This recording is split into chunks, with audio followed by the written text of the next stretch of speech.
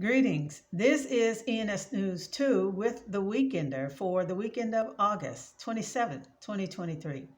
I'm Michelle Crawford Sappenter, the General Manager for ENS News 2 and The Weekender. This Weekender, we're reflecting on some events that transpired last week involving the 60th anniversary of the March on Washington, D.C. that was conducted by a group of civil rights leaders. One in particular, Dr. Martin Luther King, was the man, the preacher, who led the march to Washington, D.C. by hundreds of thousands of people. This week, that same march took place, and hundreds of thousands of people again filed on Washington, D.C. However, with a different tone to the march.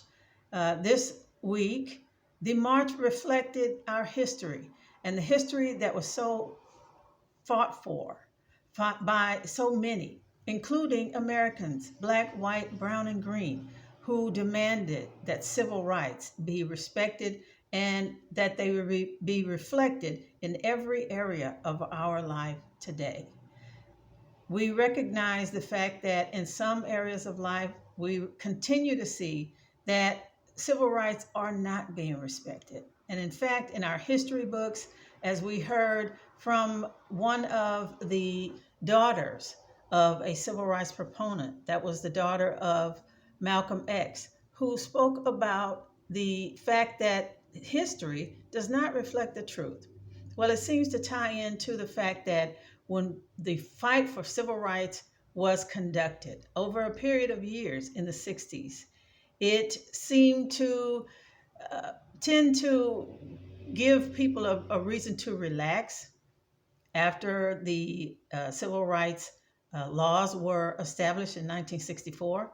A lot of people within the Black community relaxed about what may be and what may be necessary for Blacks to live in peace and equality in the United States. That only echoes the fact that there is still more work to do. There's still much more to do to stand for the rights of not only Black Americans, but for every American and every citizen in these United States.